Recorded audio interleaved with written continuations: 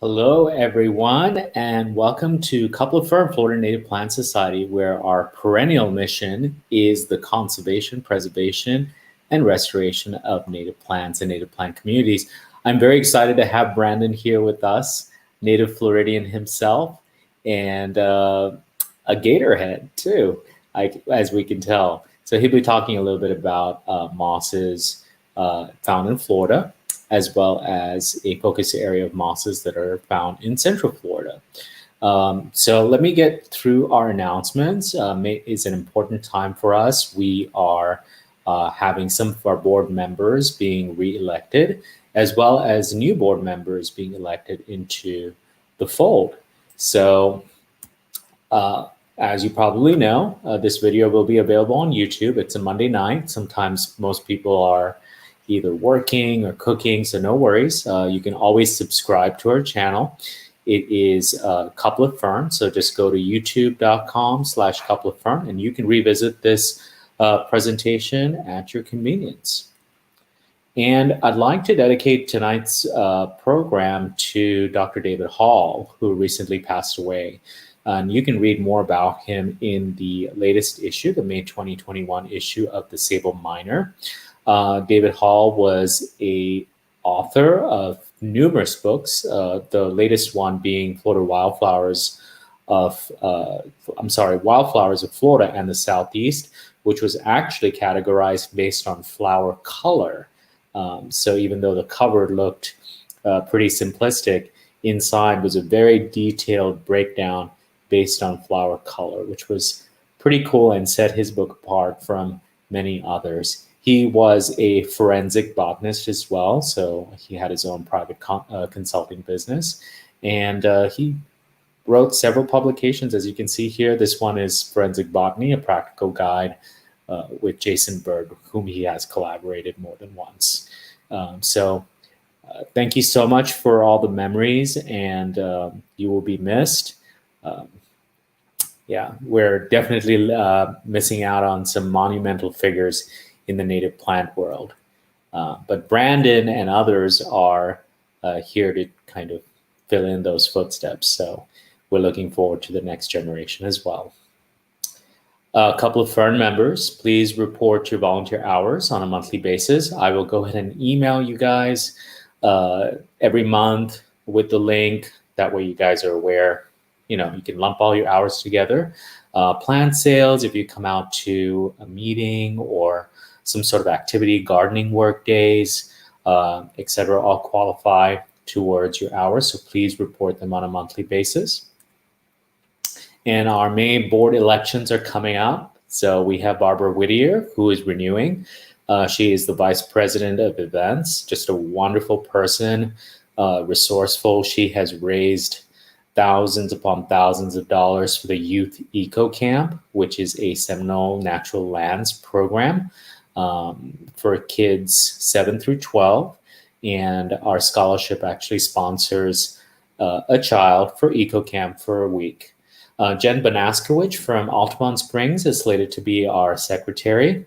I swear Jen can read my mind because I've been working with her at plant sales, and she can almost predict my next move or my next need or request. And I'm really grateful for individuals like that. And I think Jen will be a great asset to our team. Al Squires happens to be a recent relocator to Seminole County from further south. And he used to be Mangrove Chapter's president as well as chapter representative. So he's a veteran of the Native Plant Society fold, and we're happy to have him as our chapter representative. And Kaylee Adams, Julie Echtel, and Jennifer Hopton Villalobos, these three young ladies have been with us, and they have become the face of Couple of Fern, especially during the pandemic times with all our garden chats and table talks and different environmental causes. So our viewership is very aware of these three young ladies, and they will be renewing for 2-year terms this time as director at large. And then let's not forget our incoming director at large positions, Jonathan Schipper, Kimberly Warner, and Stephen Steinbaker.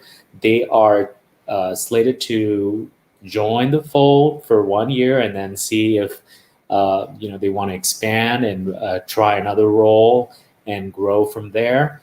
Jonathan is excellent at plant sales. He shows a great and a very efficient and deft hand at gardening as well as events. Kimberly Warner is an extremely creative soul. You have seen many of her posts through Couple of Fern, and most of them are attributable to her at this point. Steven Steinbaker is another creative individual. He'll be taking over most of our videography and YouTube needs for the upcoming year. So I would like to make a motion to accept the current slate of board nominees. If there's anybody that can second the motion, please comment at this point, which would be great. All right, we have somebody that's commenting, so thank you so much. In good standing that can accept the motion, please say A or yes, or please comment that, I should say. Okay, wonderful. We have people that are saying yes. Thank you. Any nays or no's? All right. Any abstentions? Okay. All right. Motion passes. So we have our next slate of board members ready to rock and roll. We do have a few more assisting positions, if I can say that. The membership position is a representative that sends welcome letters and plan information to new members. This is a good position in case you don't have a lot of time and you want to, devote maybe a couple hours each month. Then the membership role is something for you. And the programs assistant is a person that helps with leads and referrals for upcoming monthly presentations. So we need some help with recruiting future presenters and getting the ball rolling so we can publicize that in advance and have a decent turnout as well. So in case you would like to help with programs and be the programs assistant, please let us know. And our upcoming outreaches. So we have the 40th annual conference. It's May 14th through the 16th. It's virtual. Please go to Florida Native Plant Society Conference. I pulled it up on the tab right here. You can click register, and attendee, vendor, and full-time registration is right here. It's super easy and it is extremely affordable this time. It is just $35. Usually conference runs about $85 to $110 per day. And this is $35 for the entire duration. So because of the virtual platform, they have been able to give us a great deal. And the speakers list is right here too. So in case you guys are just starting out and you want to see who is presenting, here it is. All right. And May 15th, which is the upcoming Saturday, we will be at Royal Park, Lake Helen. They're having their annual Lake Helen Festival, and we're doing a plant sale there, 11 a.m. to 4:30 p.m. Come and see us. Some of our members have done pre-order requests. Those pickup times will be solidified with you probably Wednesday or Thursday, right before the plant sale. So keep a lookout for that in an email, especially if you have pre-ordered plants. And we're having a special plant ID focus class. So in case you are interested in identifying oak species in Central Florida, FNAI says that we have over 18. UF-IFAS says we probably have just 18. So we will discuss the core 18 for sure. And that's Saturday, May 22nd, 11 a.m. And it's tickets, which can be found. I'll put that in the chat box, and it's through Zoom. So if this interests you, a plant ID class, especially on oak species, is available to you later on this month. And we're doing an invasive plants of Hawaii and Florida from one tropical state to another. This is going to be a fantastic panel style webisode, April 23rd, which is Sunday at 3 p.m. So Hawaii is literally 6 time zones away from us, but coincidentally, they also share some of our noxious invasives out there. And we have a few here that are invasive exotics that actually happen to be native in Hawaii and vice versa. So if you are interested in this invasive plants of Hawaii and Florida, tune in April 23rd at 3 p.m. More information will be available through Facebook and YouTube. And our next month's webinar is Newts of Florida and Other Amphibians with Rebecca Means from the wonderful organization called the Coastal Plains Institute. If you haven't heard of them, please look them up on Instagram. Their photographs are fabulous. They do a lot of citizen science work, and their content is very educational. So please subscribe to them, follow them, and learn about our precious amphibians. So it'll be in June. It'll be virtual, YouTube and Facebook, and it'll be our monthly program for next month. And come grow with us, as I always tell you guys. Please do. Couple of Fern is for you, or simply support us. Workshops, virtual learning, internships, and plant sales. Those have been highlighted because those are happening right now as we speak. Our plant sale is this upcoming Saturday. Our internships for the summer semester are about to begin. We're doing a workshop later on this month, and virtual learning, just as this program is happening. So please come grow with us and support us. And the easiest way to do that is just to go to fnps.org/join. And you're probably wondering what kind of members can qualify. So if, in case you live in Central Florida or the North Orlando metropolitan area, that includes Seminole and West Volusia, that happens to be our direct service area. Or in case you are not able to volunteer locally and you happen to just be a distance learner, then Couple of Fern is for you, because we have a lot of different educational outreach that is happening and that will continue to happen through the virtual platform after the pandemic is over. So how do you do that? Go to fnps.org. There will be a button called Join, and then you can select Couple of Fern. So they have student, individual, household, and business level membership, business level memberships. And if you go to the form, it'll look something like this, and the chapter that you can select is Couple of Fern. So it's just that simple. And that's fnps.org/join. And tonight, without further ado, it is Brandon Cordor, and he'll be talking about Florida mosses. And I'm very excited to have him. So Brandon, if you can, please introduce yourself to our family, and you're part of it. So welcome. Hey, thanks, Mark. Yeah, I feel like it's been a long time coming, right? So, even though I live in Wisconsin now, I'm a Floridian originally, and I did my BS at the University of Florida in botany, and just all my life I've been really interested in plants. And yeah, would you like me to just kind of give you a little introduction about myself, kind of how I got here? Okay, great. So yeah, I grew up in Flagler County originally, and when I went to college, I kind of got interested in mosses basically from volunteering in a lab at the University of Florida that was studying population genetics of mosses.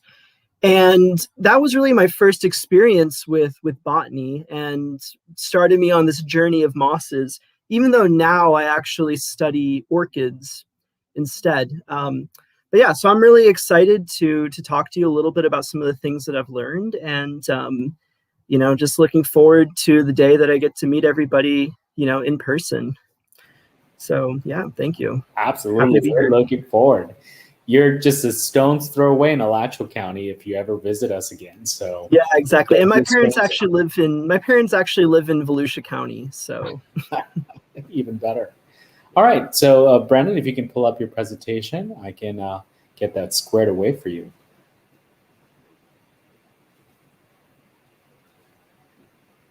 okay, are you seeing it, Mark? Yes. Okay, and let me just get my clock going. Okay, here we go. So anyway, again, thanks for having me. I'm Brandon Quarter. So what I'd like to talk about tonight are the mosses of Florida, with a focus on the mosses of Central Florida. But to kind of set that stage up, I have a couple other things I want to get into a little bit as well. I want to start with what are mosses and bryophytes. So we'll talk about that. I also want to talk a little bit about how to observe mosses, because learning to observe them will help you in recognizing some of the mosses that you see. And then at the end, I'm going to try to give you some additional resources that can help you out on your moss journey. And I really do want to give a shout out at the beginning to a few folks, including Bob Clips at the Ohio Moss and Lichen Association and the folks over at the Northern Forest Atlas. It's very difficult to get high quality photos of bryophytes, but those two repositories are just fantastic. They have great photos, and I've peppered those in along with my own photos and some other photos from other sources on here too. Okay, so I kind of told you a little bit about myself, but again, I grew up in Flagler County. I also lived in Orlando for a while. So, you know, and I went to school in Gainesville. So, you know, I've grown up around Central Florida for most of my life. Now I'm actually studying the relationship of orchids and fungi for my PhD at the University of Wisconsin in Madison. But starting from when I was an undergrad, as I mentioned before, I got increasingly into mosses, and I've kind of kept that as like a parallel journey through my entire botanical career so far. So, for example, I worked on a flora, it says Florida, a moss flora of the UF Natural Area Teaching Lab. I also have done some collecting of mosses, some rare bryophyte monitoring. So in addition to the orchid stuff, I keep the moss things very close to the heart. Okay, so I wanted to start by saying just a kind of a quick note. Mosses and bryophytes, they're one of those groups of plants that tend to be a little bit difficult to get into for people just starting. So for one, they're very hard to kind of just pick up and look up in a book. There aren't so many resources out there that show mosses in them. And there aren't a lot of specialized classes that you can take that go over mosses. So that's one of the reasons why I'm really excited to be able to share some of the things that I've learned with you about mosses. But I'm just going to put it out there for anybody who, you know, feels like there's this obstacle to getting into them as, you know, just a person interested in plants. I want to share just a quick story about this fellow named Severin Rapp, who was an immigrant from Germany, a shoemaker who lived in Sanford, Florida, actually, in Seminole County. And actually, Rapp was the first person to ever make a flora of mosses in Florida, which came out in about 1916 or 1917, if I remember correctly. So, you know, Rapp was not a bryologist, but he was self-taught, and he made some very important contributions to bryology, the study of mosses in Florida. And here's just a sampling of some of the work that came from his early studies as a person, just kind of interested in the mosses around him. So I'll go into a couple of these a little bit later today, but kind of continuing on in that history of bryology in Florida. After the seminal work by Rapp at the turn of the century, There were a few other floras of mosses in different counties or different parts of Florida that started to kind of develop over the next couple decades. So, for example, McFarland released a flora of the mosses of Polk County in 1937, and you can see that he goes in here with a lot of very good detail about how common the different species are, where they found, what substrates, things like that. And that was continued in the 50s by Redfern and others. And it kind of culminated in the early 1960s by Ruth Breen's Mosses of Florida, which is still the only complete state-focused flora of mosses. And you can actually find this for free online. If you're interested in mosses, I definitely recommend you check that out.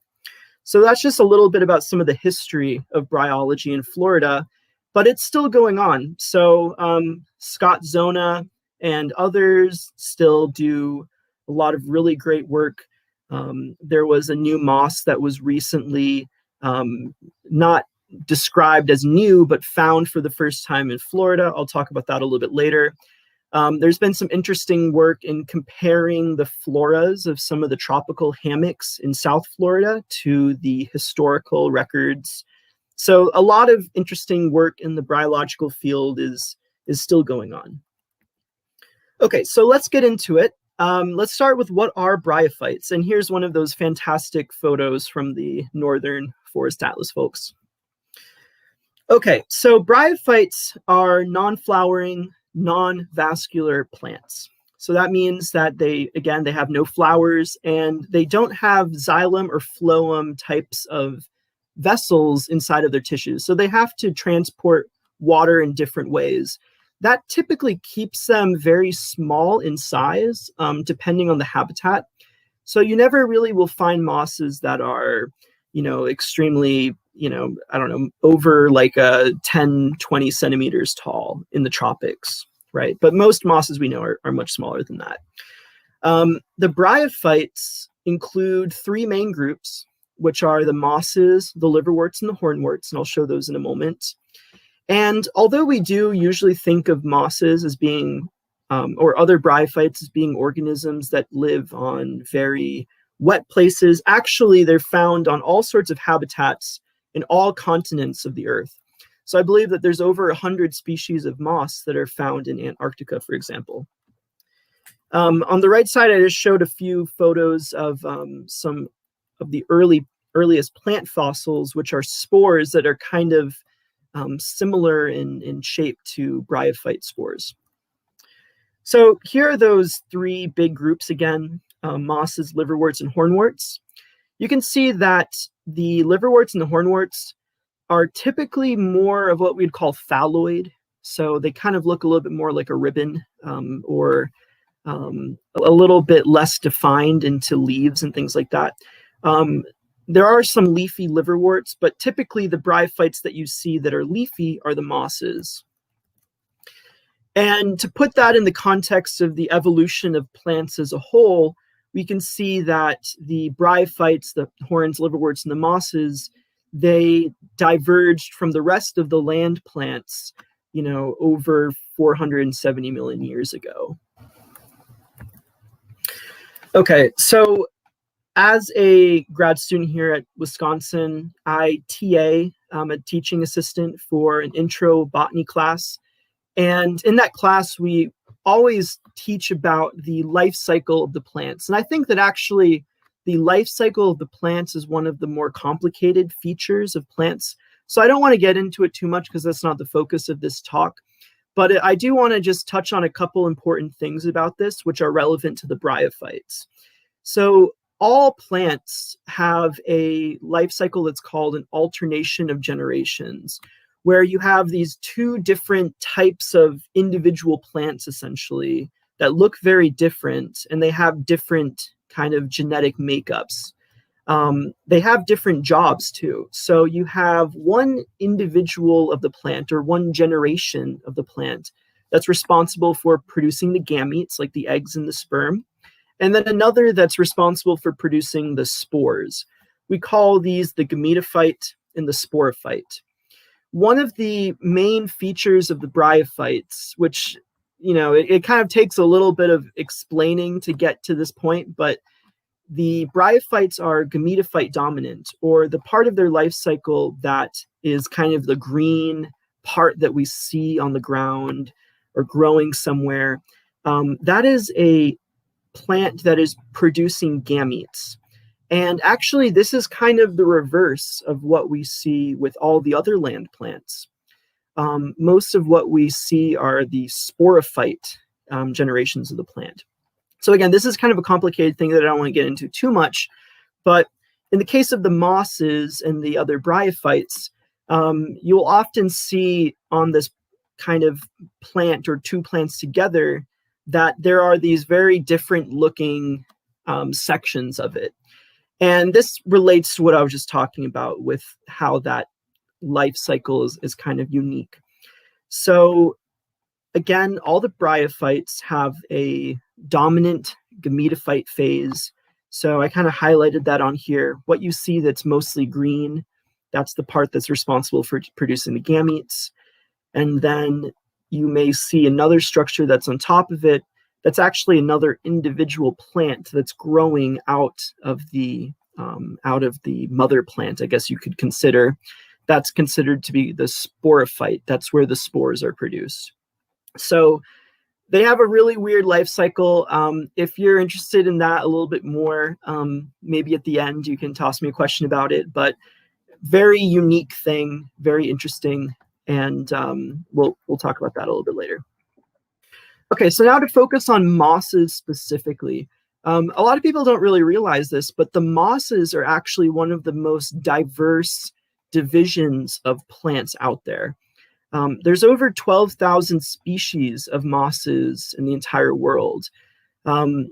Compared to the flowering plants, that's not a huge amount, but it's actually comparable to the number of ferns, or maybe even a little bit more than the number of ferns. And it's much greater than the number of conifers, for example. So they are quite diverse. And the mosses have really two main growth forms, either upright or creeping. Now, with those two very basic growth forms, though, they have all sorts of variety of shapes and sizes and different types of habitats that they can live in. So places you might find a moss would be, on the ground, on a rock, growing on a tree, growing on the leaf of a tree. That's a little bit more common with the liverworts, but you do see some mosses can do that, or even aquatic. So they have a very diverse set of traits. And I always like to put in here that the mosses are really, to me, the champions of plant survival at the limits of what plants can tolerate. So there have been mosses collected as far south as 84 degrees south in Antarctica and as high as over 21,000 feet on Mount Everest. So I think mosses are really amazing. One thing, though, that I always do want to kind of touch on really quick before we get deeper into the different mosses out there is that there are some mistaken identities with some unfortunate common names. So one thing about mosses is that although you do see common names used, a lot of mosses do not have common names. So you might just refer to it as a moss, right? Oh, look at this moss.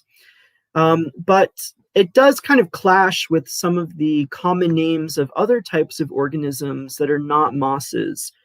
So you might have heard about Spanish moss. That's not a moss. That's a flowering plant related to bromeliads. Reindeer moss, that's not a moss. That's actually not even a plant. It's a lichen, which is like a fungus and a cyanobacteria and an algae together. And then the club mosses are actually not mosses either. Those are lycophytes. So there are some mistaken identities. And then even within the bryophytes, you get a few clashes there too. So I mentioned that the liverworts are often thought of as being phalloid or being kind of like a ribbon, but actually there are leafy liverworts, and these might be more commonly confused with a moss just because of the fact that they look like they have leaves. Okay, so here are two different genera of liverworts that are leafy liverworts we might find in Florida pretty commonly. Furlania, and Plagiochyla. And these would look very much like a moss to you unless you kind of looked very closely at the cellular structure of them. So if you have a microscope and you put it under a microscope, the quick tip to figure out if it's a moss or a liverwort is that liverworts do not have, or at least to my knowledge, they don't have a midvein, and mosses don't have an underleaf. It's a little leaf set that's underneath, like the dorsal leaves. So I highlighted that on here. But if you're just in the field, you might not be able to see that very clearly. But yeah, that's one thing that's tricky sometimes. These organisms are very tricky. That's one thing I kind of like about them. Okay, and then I wanted to also kind of, as we wrap up the introduction to just what mosses are, I want to just show really quickly some of the anatomical features that characterize mosses. So they do usually have some kind of leafy tissue. It's a bit of a technicality, but we don't actually consider that to be a true leaf. And that has to do with the fact that this is gametophyte tissue rather than sporophyte tissue. So depending on the key that you use or the book that you read, you might not see the word leaf being used. It might use another term like phyloid or phyllid or something like that. But I'll just refer to them as leaves because functionally these look like leaves, right? And functionally that looks like a stem. Now, when mosses were studied historically, there were some kind of interesting features that they used to classify them into groups. And one of them is related to the structure of the spore capsule, right? This is part of the sporophyte of the moss. And you can see that on the left over here, there is a capsule that has this ring of teeth called the peristome. And those teeth are hygroscopic, so they change the shape with the amount of humidity, and they can kind of propel all of those little green-looking spores out into the environment. The number of teeth and exactly how the teeth look under the microscope have been used historically in trying to separate these out into different classes. It won't be something that will be very useful to you probably in the field, but I did want to mention that because I think they look very beautiful. And yeah, so those are super neat. One other important thing about mosses and kind of relevant to Florida is that when we use technical keys, a lot of times they want us to look for reproductive features. Now, one problem we have in Florida is that a lot of the mosses that we have, they don't typically reproduce sexually, or they're very infrequently encountered with sporophytes on them. So that does hinder our ability to identify them to an extent. But you know, some authors like Breen, who I mentioned in the Mosses of Florida, she kind of tailored hers to being a little bit more based off of the vegetative features. But again, you know, this will be something that's probably more relevant as you get into trying to key mosses out in a technical manner. Now, as somebody who keys out a lot of mosses in my free time just for fun, you know, I'll be looking at an image, you know, on a good day, it looks as nice as this, but maybe not always quite as nice. This is the leaf of a moss, and you'll notice that the cells are very distinct on here. The cell layer of the leaf is so thin, it's actually only one layer of cells in most cases. So you can see the definition of each of the cells very clearly. Some of the things that we look at when we're doing technical keying of mosses will be the shape and the size of the cells. Here, they're very, they're kind of cuboidal, but they're also irregularly shaped. Sometimes you might see them, you know, more regularly shaped or in rows, or maybe they're longer. We also look at the margin of the leaf. So you can see that the cells on the margin of the leaf, They look like, for one, it looks like there's probably 2 layers of cells there. The cell shape is a little bit different. There are these little teeth. So that's something that might be useful to us in trying to identify these. And then also, if you look at the midrib, which is on the bottom of your screen here, you can see that those cells in the midrib are either very long and narrow, or there's some kind of thickening going on there. So, all of these things together are what we would use in a technical way if we're trying to key out a moss. But what I wanted to kind of emphasize in this talk is that, even if you don't have a microscope, you can still get somewhere in trying to determine what moss that you have that you're looking at. The important note about this, though, is that the unfortunate fact is that we cannot definitively identify a lot of mosses without a microscope. And that goes back to looking at that photo I just showed you of the leaf of a moss, where some of those features, those distinguishing characteristics, are just not evident just by looking at it with our naked eye. However, even so, there are some good things that you can look for that are diagnostic. And it's all just looking at shapes, essentially. So with a jeweler's loupe, which I carry around with me, or if you have a magnifying glass, or if you have a macro lens on your phone, which I also have invested in one, which was a really good investment, or even just by holding it very close to your eye, you can find some good distinguishing characteristics of mosses. And a few of these I'm gonna touch on a little bit more when I talk more about some of the different species of mosses you might encounter. But just to put this idea into your head, some of the things to think about when you have a moss in front of you are, is it creeping versus upright?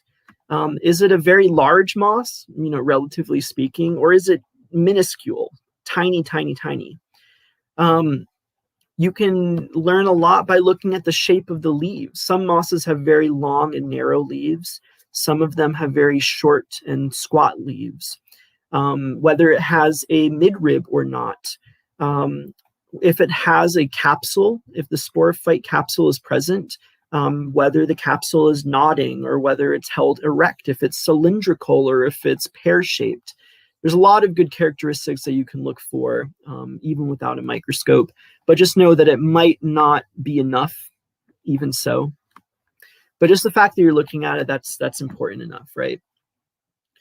Okay, so now let's move into a little bit about the floristics of bryophytes in Florida. Okay, so although I am trying to focus on mosses here, I did think it was interesting to put in the liverworts and hornworts in here as well. So from what I could find online, there are about 243 species of mosses recorded for Florida, and that accounts for 48 different families. And actually, I think that whenever I tell people about this, a lot of times they're very surprised to hear that there are so many families of mosses found in the state of Florida. And, I agree with you. I really love the diversity that you find here. I'll talk a little bit more about how that breaks down in a second, but a few other things I want to mention about that number for Florida is that there are no endemic mosses in Florida, at least as far as the Florida Atlas of plants is concerned. Only one is marked as being introduced.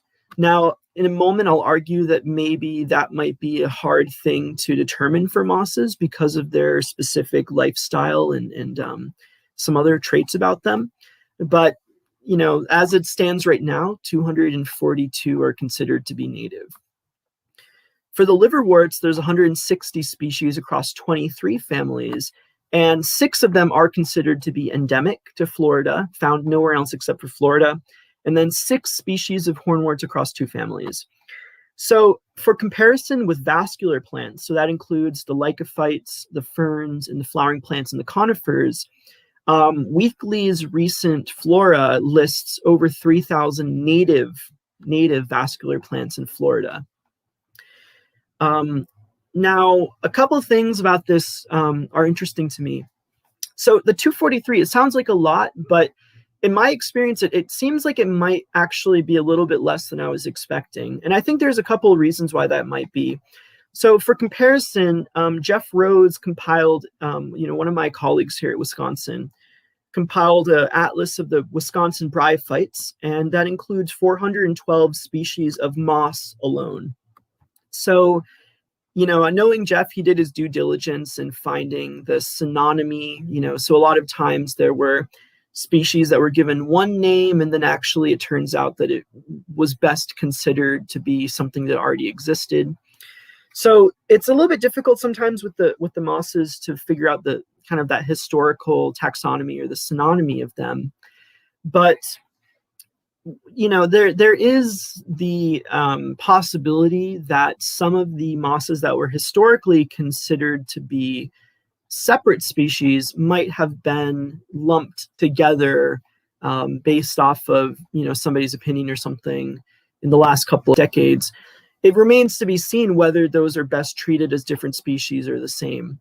So that 243 species number, that might be an underestimate of the true number of species in Florida, or that might be close to it.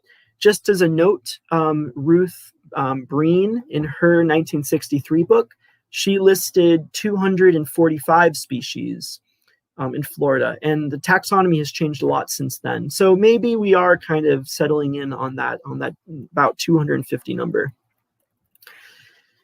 A couple interesting trends that we find with the bryophytes in Florida. It's been mentioned a couple different times now by other bryologists that we see 4 different distribution patterns in Florida. The endemic species are one of those patterns. So a lot of them are more confined to the southern or central part of Florida.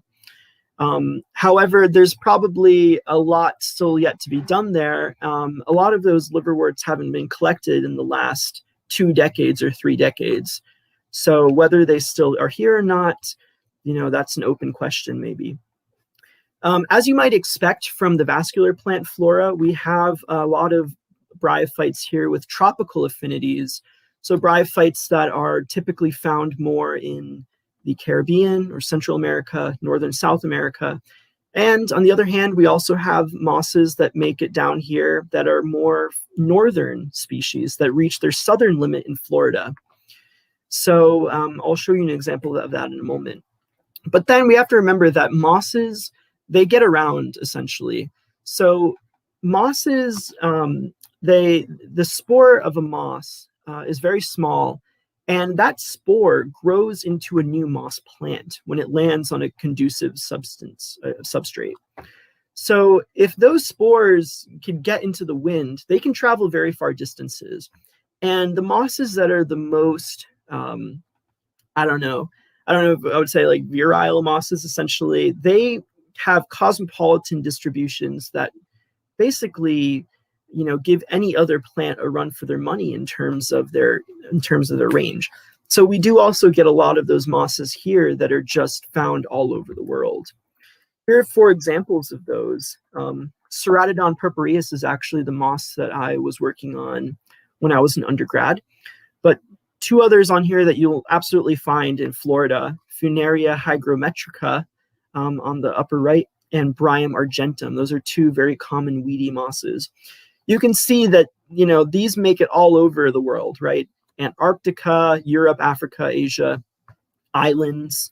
So, this does make up part of our moss flora. Now, here are 2 examples of some mosses that follow either the Florida as the southern limit of its distribution, or Florida as the northern limit of its distribution. So you can see those 2 contrasting examples here. And we do have a lot of species in each of those 2 categories as well. Okay, so now what I'm going to do is introduce some of the characteristic mosses of Florida. I'll be doing this by going through some different habitat types. There are 250 mosses here. So, unfortunately, I don't get the chance to go over all of them, but I hope that this should help you recognize some of the ones that you're most likely to encounter. Okay, so here we go. Okay, so I wanted to start with this moss that is the most observed moss in Florida, according to iNaturalist, at least, which is Octoblepharum albidum. And you often find this moss growing on sable palm trunks, especially in sinkholes or on floodplains. But you also find it basically anywhere where you see palmettos. Now, in all of my botanizing in Seminole County, I see this one all over Seminole County. So I hope that this is one that you will go out and recognize. But this one is one that has kind of a bit of a mistaken identity as well, because it resembles maybe the second most popularly seen moss, which is Leucobryum albidum. Now, the way to tell those two apart, and I'll show Leucobryum in just a second, is again that Octoblepharum grows on palm trees. And if you look at the leaves very carefully, it kind of looks a little bit like a tongue where the tip of the leaf is blunt. Here's that other moss that's very popular here, Leucobryum albidum. In this photo that I took, I believe, in Alachua County, you can see that it's at the base of a palmetto, of a sable palm, actually. So Leucobryum albidum, this is one of the species that's very common across eastern North America, and it kind of reaches its limit in Florida. So in central Florida, you'll definitely encounter this one pretty commonly, either on soil, the bases of trees, sometimes on rotting wood and things like that. But one kind of little interesting factoid is that we do have a relative of this species in Florida called Leucobryum glaucum. They're very difficult to tell apart, but actually Leucobryum glaucum is like a boreal moss. So that just goes to show that, we do have some interesting cases of mosses that almost seem a little bit out of place, maybe.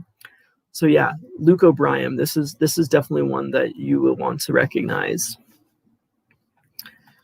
And yeah, I should also say that you get this very delightful kind of light green, white color when they're dry, but when they're quite moist, they do turn a deeper green color. Okay, here's another of my favorite mosses, and this is one that you'll often find in any kind of mesic forest around central Florida. This is Cryphea glomerata, and I like to call this one a reaching moss. So it grows epiphytically on the side of tree trunks, and it kind of reaches out, like you can see on the left side of the image here. A few things that will help you distinguish this from some of the other reaching mosses that you would find on a tree. The capsules, when present, of this particular species are sessile. So the capsules do not have a stalk. They're just directly attached to the stem.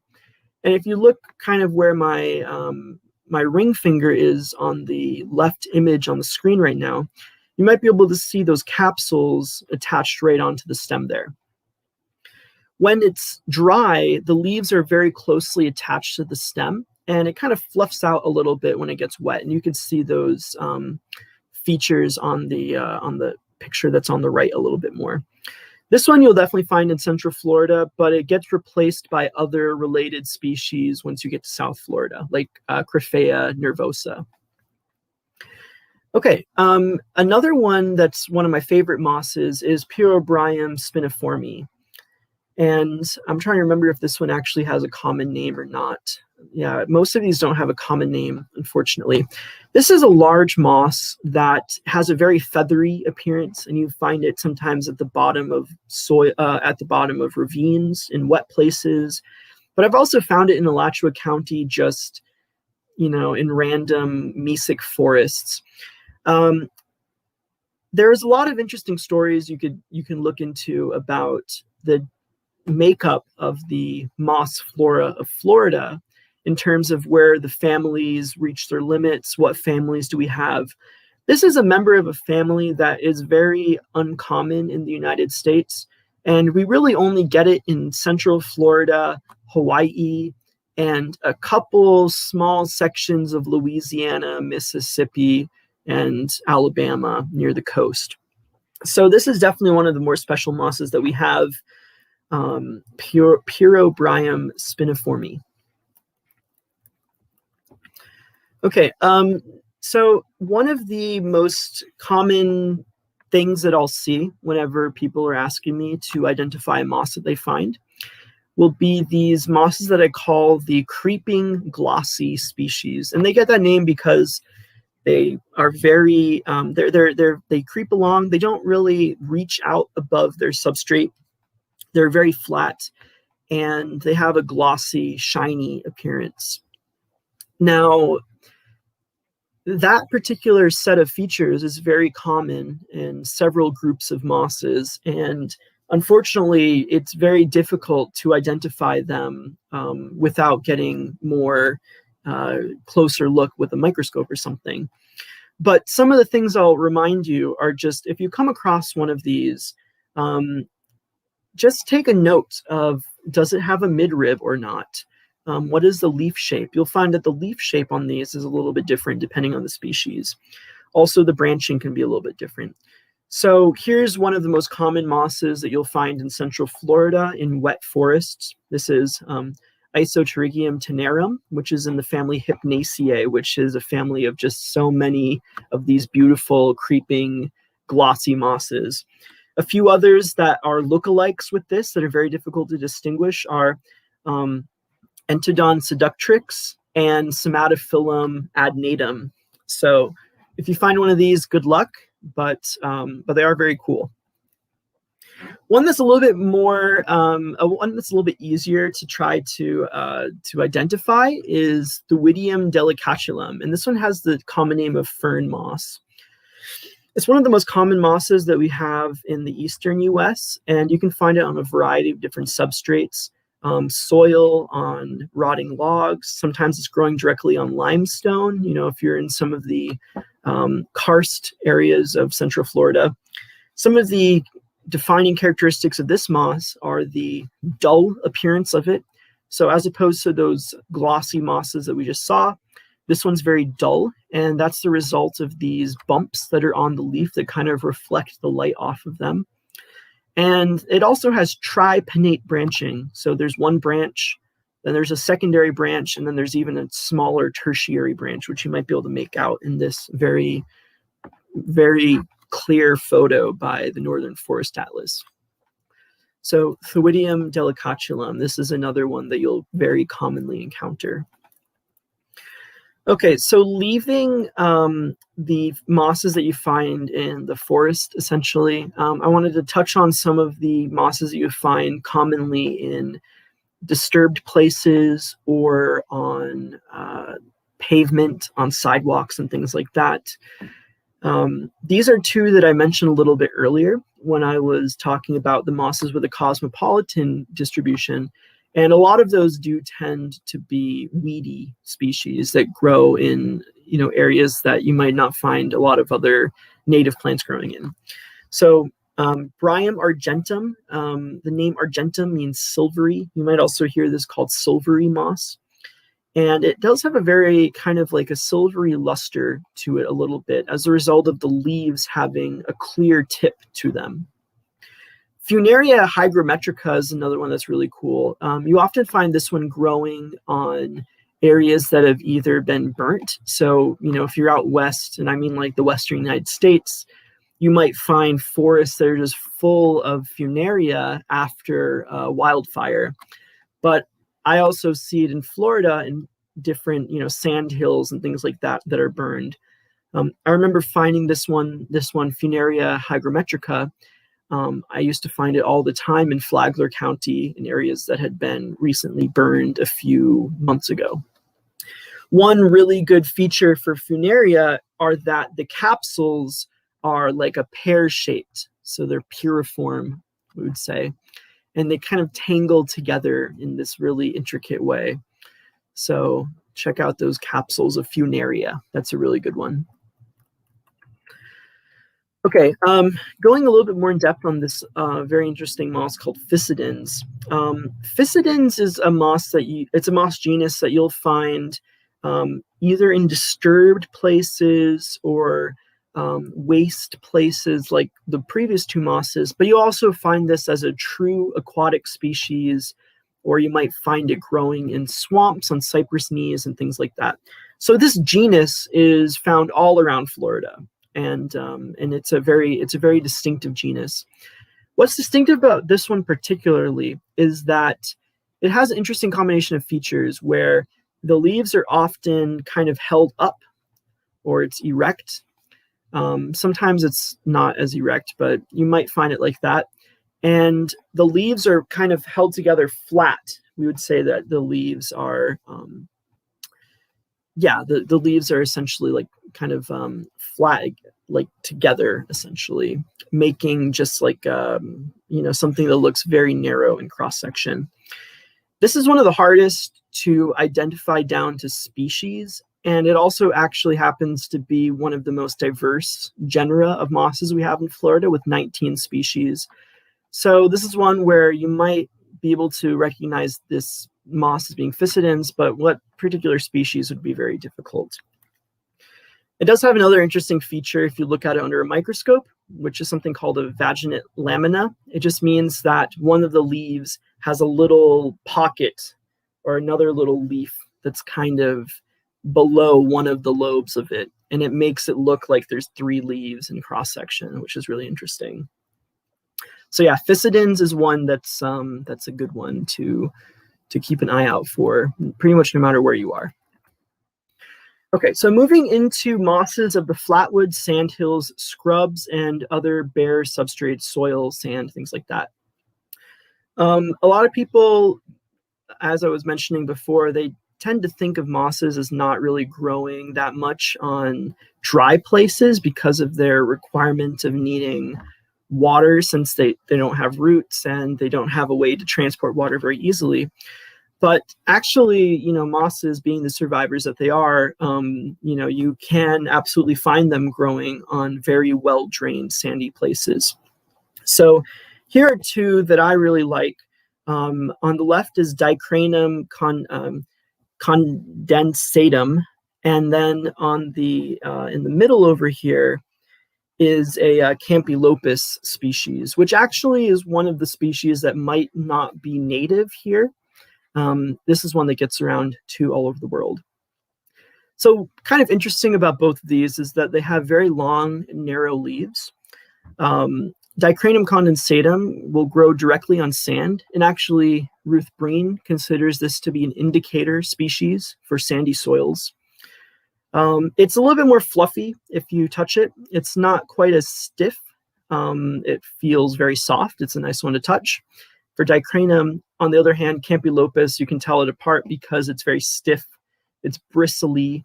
It looks like a little paintbrush or something like that. So these are 2 to keep your eye out for. I encounter these when I'm in the scrub in Polk County, or when I'm in Brevard County. These will be 2 that you'll see. The species that I mentioned that are found on disturbed soils, a lot of them also can be found on the bare sand that you'd find in a scrub. So you'd also find Funaria hygrometrica there. One that I didn't mention yet is Ditrichum pallidum. That's another one with very long, narrow leaves. And then Bryum coronatum, which is one that has a little bit more wide leaves. Okay, one kind of interesting thing, just as I check my time over here. Okay, one other interesting group of mosses that is well collected historically, but now is seldom seen, and I'm kind of putting this out there, not as something that's a common thing you're going to see, but just something that I want people to keep their eyes out for, essentially, for me, just so I want to find somebody that finds one of these. They're these ephemeral mosses, and the ephemeral mosses grow on either bare substrate, bare soil, bare sand, or maybe disturbed places like the edges of farmlands and things like that. And they're exceedingly, exceedingly small. The picture does not do justice because it's too good to show how small these are. And besides that, the name ephemeral mosses, that suggests that these do not stick around for a long time. And that's the case. They typically have a very short lifespan where they do all of their spore production and photosynthesis in a very short time, kind of at the end of the summer. They put their spores up, their spore capsule up in the fall, and then they're pretty much gone until the next year. So we have 3 different families of mosses with 5 to 6 species each in them that make up the ephemeral mosses that you would find in central Florida. And that's in the family Ephemeraceae, Archidiaceae, and Bruchiaceae. And then here's a picture of Bruchia, which has very interesting capsules. So if anybody finds one of these, send me an email, because I would love to see one of these myself. I've never seen one of these. But if you look at the collections, they've been collected all over central Florida, just not many recently. So I think that this is a very interesting part of our flora that could be looked into a little bit more. Okay, another thing that you'll find on sandy substrates. So I find this particularly when I'm up in the Panhandle, but also in central Florida, maybe on the sides of rivers, or you might also find it in some other dry places on sandy soil, are the mosses of the family Polytrichaceae, which includes Atricum and Polytrichum. Also, another interesting genus called Pogonatum. I'm not going to get into that one too much, but that's another cool one. So these are typically large mosses as far as mosses go, and they do kind of stretch our idea of mosses as being non-vascular, because as I'll show you in a second, these ones actually do have some structures inside them that make it seem like they have a better way to transport water. These are quite diverse up in the northern latitudes, but we do have a few species, including these 2 I showed here, to be found in Florida. But they aren't really the stars of our Florida flora the same way as they are maybe in Wisconsin, for example. But they do have very characteristic leaves in a rosette, a very strong rosette. And the capsules of these can be very distinctive as well. I just want to show a little bit about their anatomy. These are mosses that are really adapted for drying out and living in xeric conditions. So if you cut one of the leaves kind of in a cross section, you'll see that the leaves have all these stacks of cells. And I said before that a lot of mosses have only one layer of cells in their cross section. So these have a more complicated leaf. And then if you cut their stem in a cross section, you can see that they have a central strand that's able to transport water. So are mosses really non-vascular? That's something that for fun I kind of debate with my friends a little bit. But technically they do not have true vascular tissue, but you can see that mosses do get kind of complicated with what they can do. And of course, no talk would be complete without talking about the sphagnum species. And we have 22 species of sphagnum in Florida. Here's one of the common species that I see a lot of the times on the margins of flatwoods where the water drains out to. This is a dry and a wet version of this kind of compact pom-pom looking sphagnum or peat moss. The sphagnum mosses, you don't just find these in flatwoods, but I also find these at the bottoms of seepage ravines. I'm not going to go through all of this just for time, but sphagnum mosses are kind of like their own little world within the moss world. Sphagnum are very diverse, particularly in the northern latitudes, but there are, of course, 22 species in Florida. They have their own specialized terminology. They're very important species from an ecosystem perspective in terms of their acidifying capabilities, in terms of how they kind of are, terraformers or land builders in a way. So yeah, sphagnum, there are different sphagnum found in different types of habitats in Florida. It probably has something to do with the pH or or kind of how wet different habitats they might be found in are. So there are preferences that different sphagnum have. None of these sphagnum species, I think, are really, maybe Papilosum might be found in Florida, but these are mostly northern species. But these pictures were just so beautiful, I had to put them on here.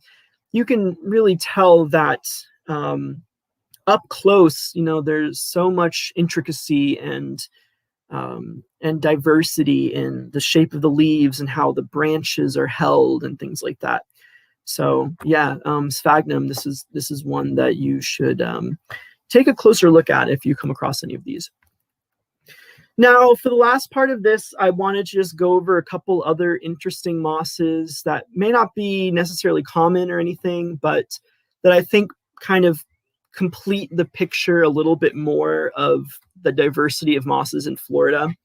One of the ones that's the most interesting to me is actually one that, remember Severin Rapp that I was mentioning earlier from Sanford, one that he actually discovered in near Sanford in 1904 on a cow pasture. This is Splachnum pennsylvanicum, which is a dung moss. These are also mosses that have very kind of short life cycles that are dependent on growing on either dead, decaying animal matter, or on dung. And this is a species that grows on dung, interestingly. It was collected several times in like maybe a dozen counties in Florida between 1900 and 1960, but it hasn't been collected since then. And I'm wondering if it's not extirpated, because these mosses are actually mostly boreal or high elevation tropical mosses. As far as I know, there hasn't really been a systematic study of the mosses of Florida from like a conservation perspective, but this would be one that, I don't know, all you folks who are listening in Sanford, next time you're passing by a cow pasture, if you want to check for me, I would appreciate it. Splachnum. You can see that the capsules are very unique in this species, and it's because they attract flies that land on it and pick up the spores. Okay, another interesting one is this Plaubelia springelii, which grows on limestone, especially in the Keys of Florida. So this is one I saw, I think, at one of the fossil key reefs in the Keys. It's in the family Podiaceae, which is a family that's very commonly found on rocks. So you can see that the distribution on here suggests, the Florida Keys, but then also maybe some of the limestone outcrops that you might find, or sinkholes in Central Florida as well.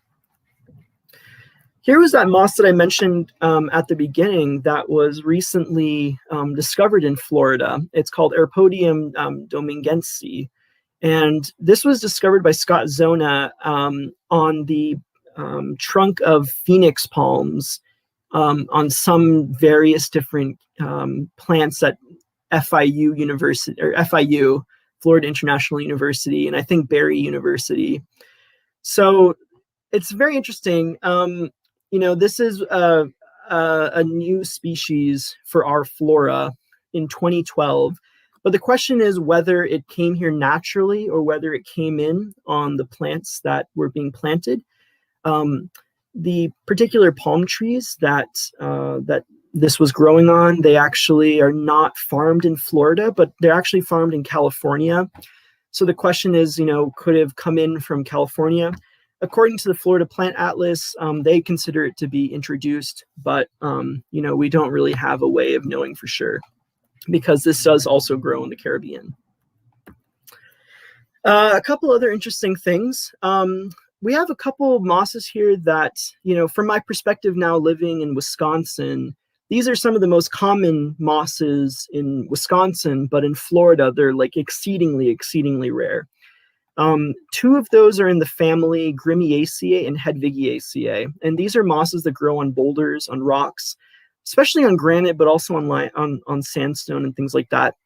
Again, these are really some of the most common families up north, but both of these families are represented in Florida only from one locality in Washington County in the Panhandle, which you see in that photo below. And actually, they haven't been collected recently, so I kind of want to go back and check and see if they're still here. If they aren't, then that's 2 whole families of plants that we've lost from our flora, which would be, that's big taxonomically speaking. Another thing that I wanted to put out there were some of the tropical mosses in Florida. And this is kind of what interests me the most, but also what we have the least amount of information on in some ways, and definitely the least amount of photos. So what I put on here was that Florida is one of the few places in the country to encounter mosses of several tropical families, including the Pterobryaceae and some others that I mentioned on here. These are most likely to be encountered in some of the sloughs or hammocks of South Florida. Historically, a lot of these were collected as far north as Volusia County, but you'd be hard-pressed to see any collections from the 21st century of most of these families north of Collier County. So this is one that I think, if you're interested in conservation, would be interesting to look back at and see, is it still found in any of the historical places that it was once found? The only problem is that there's just not that many photos of these online. So it kind of depends on somebody who has like the technical knowledge of being able to identify these. So yeah, it's going to remain to be seen how these are treated in the future. But yeah, this is something that's interesting to me. Here was one that I did find in the Keys, Stereophyllum radiculosum. And closing out, I would be remiss if I didn't show a couple of liverworts. I did show those 2 leafy ones earlier for Lania, and I forget what the other one was. But here are 2 thalloid liverworts that you might find in Florida. Marcantia you find in any place that's kind of wet, like maybe I find it in Gainesville, like on the side of people's like drainage pipes. And then the Conocephalum, you're gonna have to go more to the panhandle to some of the rocky outcrops, like at the Florida caverns and things like that. These are both, again, 2 of the most common bryophytes in general that you find up in the northern parts of the U.S. Okay, so just to close out here, the last couple of minutes that I have, I wanted to just go over some of the different resources for bryophytes. So, I understand that probably in this talk, me going through all those species, I hope that it piques your interest a little bit, but I know that it might not necessarily stick. So one, I hope you can rewatch this and write down some of these things. But also, if you just want to start off by learning a little bit more about bryophytes, here's a couple resources you can use. I'm going to skip down to the second one first and say the ebook that's called Bryophyte Ecology by Janice Gleim at Michigan Tech is probably one of the most incredible free things you can find on the internet related to plants. We're talking about volumes and volumes and volumes about just the ecology and interactions of bryophytes with all sorts of different pictures and references. And I think it's written in a very digestible way. So do look up Bryophyte Ecology, and it does give a good introduction on bryophytes as well. You might find in your local library the book Bryophyte Biology by Goffinet and Shaw, who are 2 really big bryologists. That also gives a really good history of bryophytes, and the taxonomy, some ecology as well. That's a good introductory book. If you are at the level where you think that you can key these out, if you have a microscope and you have slides and things like that, some of the ways you might technically key out mosses in Florida would be either using the Flora of North America, volumes 27 and 28, or the Mosses of Florida by Breen. There's also the Mosses of Eastern North America. Unfortunately, a lot of the liverworts have not shown up yet in the Flora of North America website. You can find draft copies of that if you are into that. But yeah, keying out liverworts is a bit of a trial and tribulation type of thing. So, if you are really interested in that, let me know, hit me up. Maybe I can offer some advice, but I also struggle with liverworts. But the resources for mosses are out there. And then a couple other resources as I close out. It's a little bit relevant to Florida. It's not completely relevant, but the Ohio Moss and Lichen Association has a website with common mosses of Ohio. As soon as you get into Georgia, you definitely are going to see a lot of those mosses all over the place. In Florida, you might not see all of them quite as much, but that's a really good site for great photos of mosses. Of course, also the Northern Forest Atlas. You can search by substrate. On the right side of the screen, there's this book, Mosses and Other Bryophytes, an Illustrated Glossary. That's pretty much indispensable if you're trying to learn about the specialized terminology for mosses, which there is a lot of specialized terminology. I also want to toss out there Frederick Essig's Mosses of Central Florida, which is a blog series that he does. I put the link to that at the bottom. For everybody listening to this in Central Florida, that's probably going to be the best thing for you to bookmark and flip through. Mosses of Central Florida. He has like over 30 different pages on different mosses that you'd find. That's a really great resource for everybody. iNaturalist, I'm trying to really build up iNaturalist for mosses in Wisconsin especially, but I also go through Florida.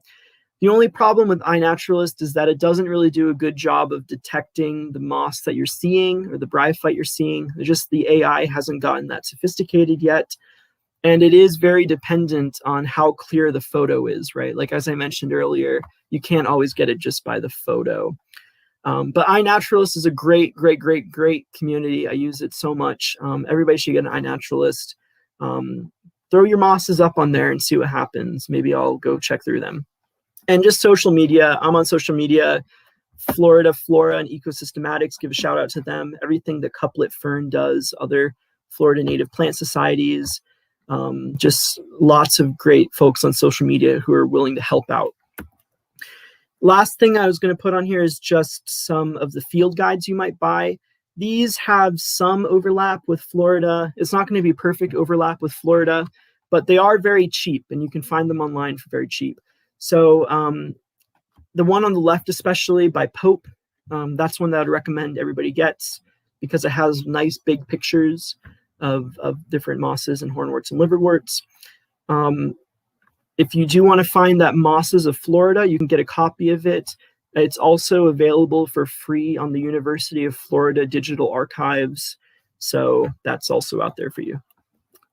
And yeah, that's everything that I have.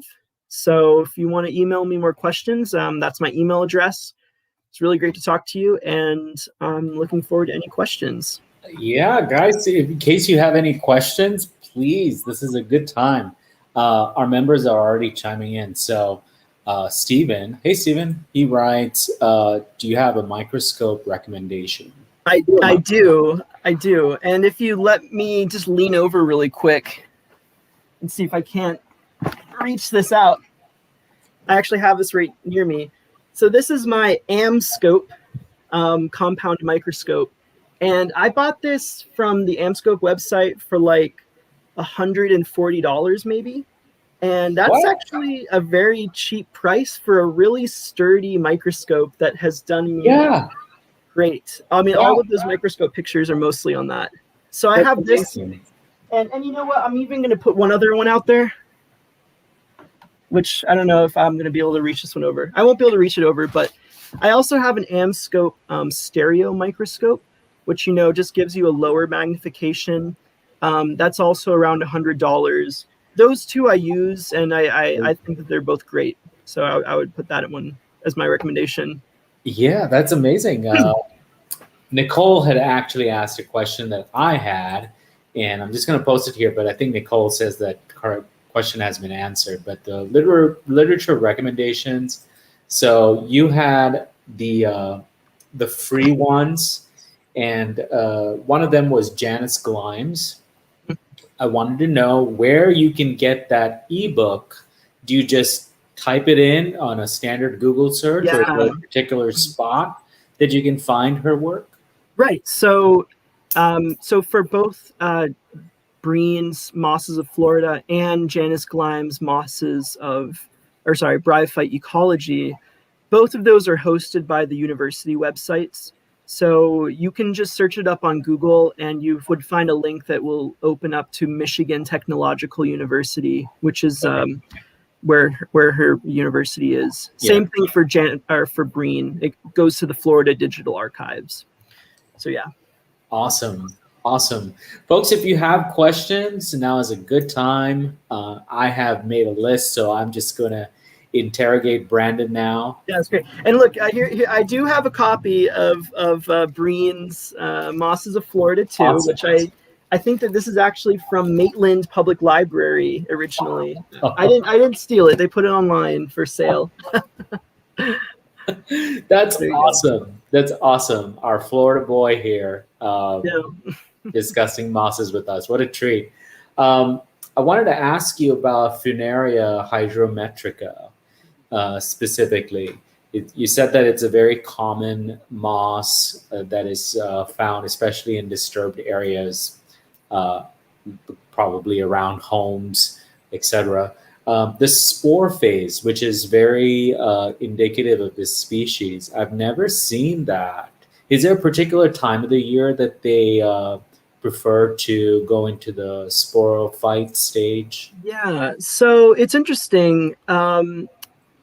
Now, when it comes to mosses, the information that's out there about when the sporophytes appear, it sometimes it exists, sometimes it doesn't. From what I've seen for that Funaria, it tends to, I guess you could say, sporulate in the spring. Spring. However, it probably would not be limited just to that, especially depending on when there was a burn. But I know that out in Washington right now, so you're probably familiar with the with the TikTok application, right? The TikTok app. So there have been people who have been making TikToks of all the Funaria that's like going crazy out there after some of the burns. So it's finally gotten warm enough on the higher elevations for some growth to happen. That's amazing. I didn't even know there was a huge botany following on TikTok. It's growing. That's an interesting point, because I would say I've seen that mosses have become more trendy a little bit, which is great. More and more people are getting interested in mosses, which really is exciting to me. I should say that, this is also dependent on where you are in the world, because certain other countries have had a long relationship with mosses and growing mosses as a hobby. So, for example, if you go on Instagram and you look up the hashtag mosses, you'll find a lot of creators out of Japan who are really make some really beautiful moss terrariums and other cool things. So yeah, a lot of cool things with mosses out there in the world. That's so awesome with TikTok. I didn't even know that. So Nicole, if you're listening in, it's time to jump on TikTok. Jonathan, if you're on this live stream, it's TikTok time. Yeah. I wanted to ask you, it may be a silly question, but are there any aquatic mosses out there? There are. Yeah, there are. And there are truly aquatic mosses, and I was actually going to put a photo of one of them in here, but I just couldn't find a really great photo. Now, it's on different levels. So actually, I live on a lake here in Wisconsin, and they've done all sorts of research at like this lake to see what grows, I don't know, 100 meters below the surface and stuff. And mosses get almost all the way down to the bottom. I don't know exactly how many dozens of meters it is, but mosses can grow, in water, submerged completely. But a lot of times you also find mosses that might be intermittently submerged. So a good example would be the literal swamps. Yeah, in swamps, you find a lot of mosses that grow like right on the interface of the water and the air on cypress knees, for example. So they're inundated at certain times. Right. One genus I'll throw out there that's pretty much only aquatic would be Fontinalis, which there's several species in Florida. And Physidens is another one that you might find aquatically. Very cool. Interesting. And I have to tell all of you guys that are still listening, please follow Brandon. If you are on Instagram, his Instagram handle specifically for mosses is small.moss. Small.moss. So please follow him. Brandon is is a complete plant nut like most of us. And Yes. he has many different accounts. But his strongest suit is not. Everybody thinks of Instagram as being, a picture's worth a thousand words. But with Brandon, his pictures do have 1,000 words, and he's one of the most eloquent men out there that can caption and actually story tell in a very digestible way, especially to people that may not be familiar with entire families, what is one of their distinctive, features, or etc. So please follow him, small.moss. Brandon, it may have been Yep. months ago, and you had eloquently put it that Florida is one of those interesting places on Earth where species are splitting and being elevated into their own separate species because of our unique climate, as well as geological connections to the Caribbean basin, as well as North America.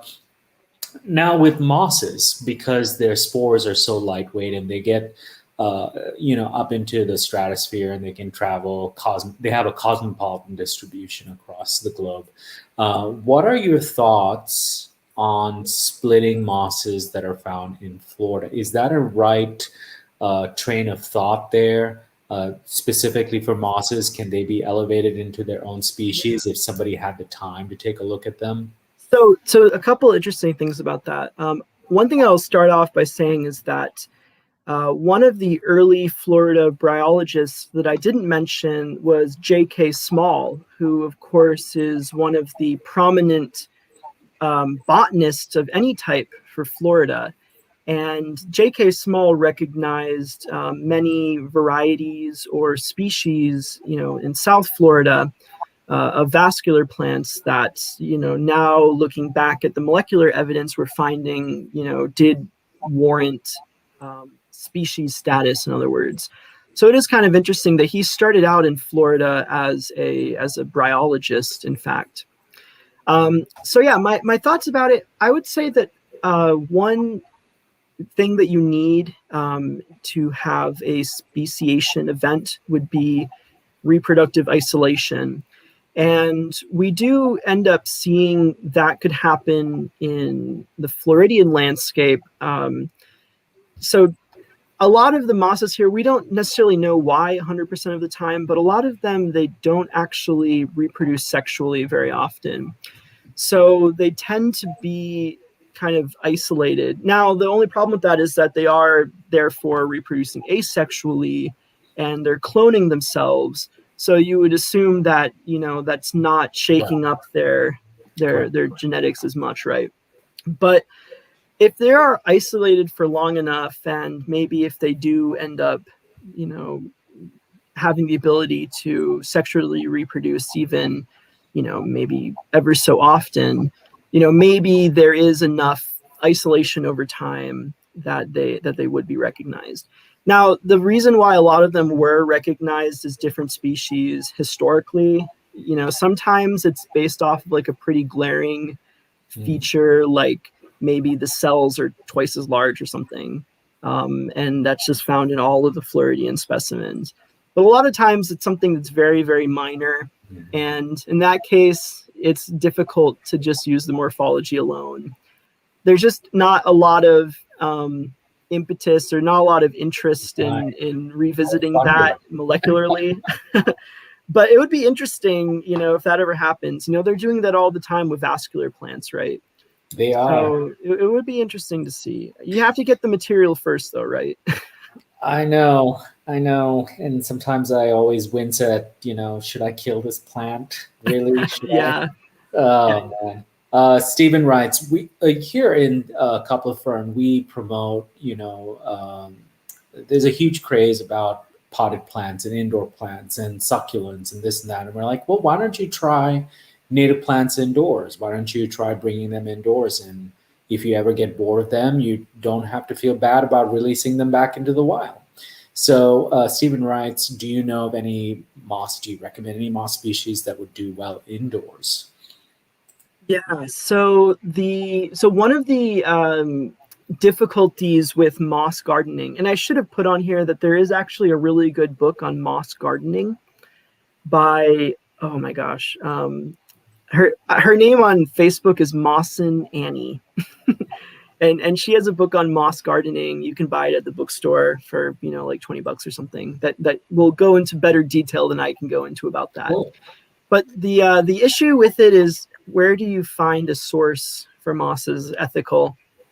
And you can buy moss online, but there's not really a market for it in the same way as there are other plants, even native plants, right? Right. So assuming that you did have an ethical source for it, probably the weedy mosses, like the Bryum argentum that I mentioned, or something like that, or the mosses that you find just in, like, if you go to a greenhouse, you'll find mosses like growing in the pots, like naturally as volunteers. Any of those will be probably very easy to take care of with minimal effort, except keeping it moist. Mm-hmm. Anything that's a native species, though, they might have specific habitat requirements that we just don't 100% know yet. Right. Like that Dicranum condensatum, for example, which is a common species you find in the scrub. Like, if I was thinking, like, how would I grow that at home? Like, I don't know if I had the answer to that off the top of my head.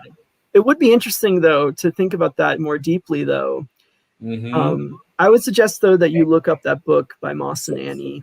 Mawson, like Mawson, like Mossin. Mawson is Mawson.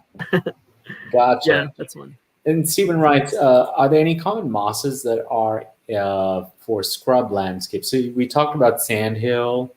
Are they? Well, I think there isn't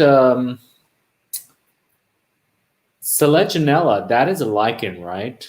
Selaginella is a lycophyte, spike moss. Yeah, it's a lycophyte. Okay. Yeah. So. Now that's a really cool one. If there was a way to get that one as a native plant that I could grow, that would be an awesome one to grow, huh? I have tried and tried. Yeah, that thing likes it dry, and it likes to like bare sand, sugar white sand. So Stephen, I don't know about scrub landscape, but sandhill, yes. Yeah, it's just that one that I see occasionally that I mentioned in the presentation is oh my gosh, I'm forgetting the name. Campylopus. There's a few Campylopus species, and I find those at like Lake June in winter, and the Malabar scrub and stuff like that. If it grows in the Malabar scrub on the sugar sand, I feel like if you find that somehow to grow. Scrub too. Yeah. Yeah. Sounds good. Sounds good. Well, guys, any other questions? Now is a good time. Please support us by going to youtube.com/coupleoffern. We're actually on our 102nd educational video. Can you imagine that? And we just started 2 weeks after it was a nationwide pandemic notification. So this is a recent development in our history. And find us on Facebook and Instagram. And if you happen to be in our region and you want to volunteer locally, or if you are a distance learner, go to fnps.org/join and select Couple of Fern. I want to thank Brandon again for his time. He is an awesome, awesome guy, and I look forward to seeing him in person someday. And until then, thank you so much. Bye for now. Thanks for having me. Thanks.